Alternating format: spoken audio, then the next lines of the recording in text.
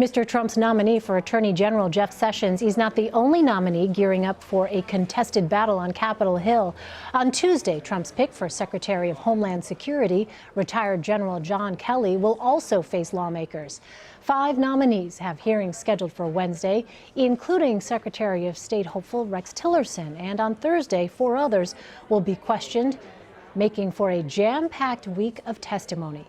Washington Post political reporter Ed O'Keefe is in Washington. Ed, there is now backlash over the scheduling of the hearings on Monday. White House Press Secretary Josh Earnest accused Republicans of rubber stamping Mr. Trump's picks. Senator Chuck Schumer said the Trump transition team was colluding with Senate Republicans to jam through nominees. Is the criticism warranted, considering in 2009, Mitch McConnell wrote to then Majority Leader Harry Reid that the Office of Government Ethics must finish their reviews before scheduling a confirmation hearing for Mr. Obama's nominees, and now Republicans seem to be ignoring that? Well, first of all, this has been done before, the packing of the schedule.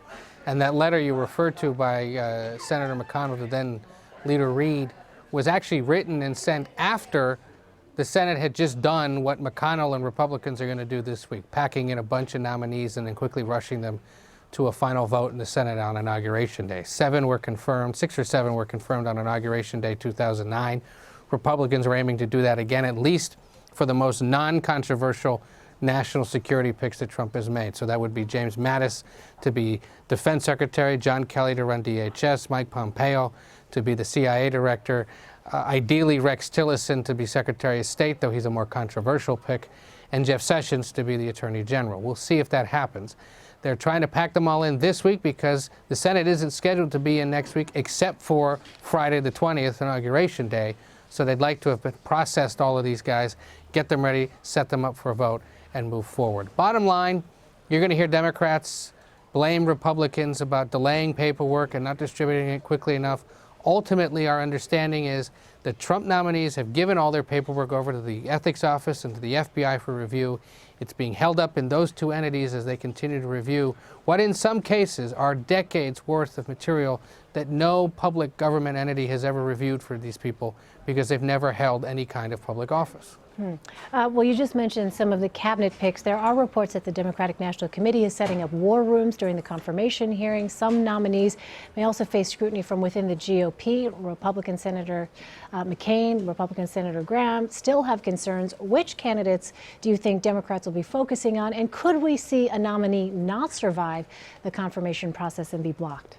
Historically, we usually do, whether they get blocked or whether they withdraw for some other reason, because in the course of the ethics review or the criminal background check, something is discovered that they realize is just insurmountable. Just given how many people come through this process, how many of them, frankly, have such complex backgrounds, it's inevitable that one of them, 2 of them maybe, will say, you know what, forget it, let's withdraw my name, or the transition team and Republicans will realize that something in their past is just politically unacceptable. War rooms, as I understand it, the transition team is also setting up war rooms on Capitol Hill to deal with the rapid response to how these hearings go. Congressional Democrats and Republicans will do the same. Obviously, the DNC wants to do it too. But Democrats really can't do much here unless something is so evident that would stop someone from being confirmed. And the reason is, except for a Supreme Court pick, all you need now in the Senate to win confirmation is 51 senators to say yes. You'll see some Republicans maybe break on some of these Republican picks. You'll see some Democrats vote for them. We don't quite know yet who.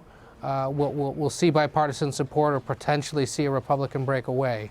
But inevitably, it looks like at this hour, before they all begin, before something is said or done, they're all destined to be confirmed. What about the other battle looming on Capitol Hill? President Obama's signature health care law. The new Republican Congress's primary objective was to immediately repeal and then focus later on replacing.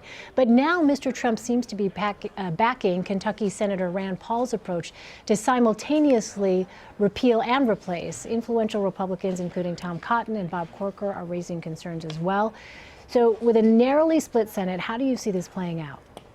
Look, if they're going to repeal and replace at the same time, they need to show us the replace plan, and they don't have one. By all accounts, there may be ideas about what to do, but there's no single replace plan that all Republicans in the House and all Republicans in the Senate can agree upon. So it's going to be very difficult for them to do that if they want to do it quickly. I want to ask you also about Russia. The incoming White House Chief of Staff, Reince Priebus, says that Mr. Trump accepts the findings of the intelligence community. We already saw people on Mr. Trump's team begin to pivot on Sunday during the morning shows to focus on the Russian meddling without mentioning that Russian President Vladimir Putin ordered this multifaceted campaign aimed at helping Mr. Trump take the White House. Because these are two separate things, do we expect that we're going to begin to see Mr. Trump say that himself, or do you think that there will not be a public statement by the president-elect? Well, if he indeed goes through with his plans to hold a news conference on Wednesday, and he indeed does take questions, inevitably someone asking questions is going to ask him about Russia and about Putin. And that'll be his opportunity to discuss this publicly and lay out for once and for all whether he thinks Putin did it, whether he accepts those findings from the intelligence community. 11 a.m. Eastern on Wednesday, pop your popcorn and be there. We'll see whether he actually, again, takes questions. That would seem to be the place where he could really start to lay this out. But that's also a news conference where we expect him to lay out his plans to divest himself, or at least rearrange his business holdings so that he can focus on being president, and potentially lay out some other issues regarding personnel who will be working for him in the West Wing. What will his children exactly be doing? What will top aides like Steve Bannon be doing? Amid all that news, if there's time and if he's willing to take those questions, God willing, he will talk to us a little bit about Vladimir Putin and Russia. But I would think at this point he may be holding out to do it there. All right, a lot of unanswered questions. Ed O'Keefe, thanks so much. It's going to be a big week here in Washington. Yes.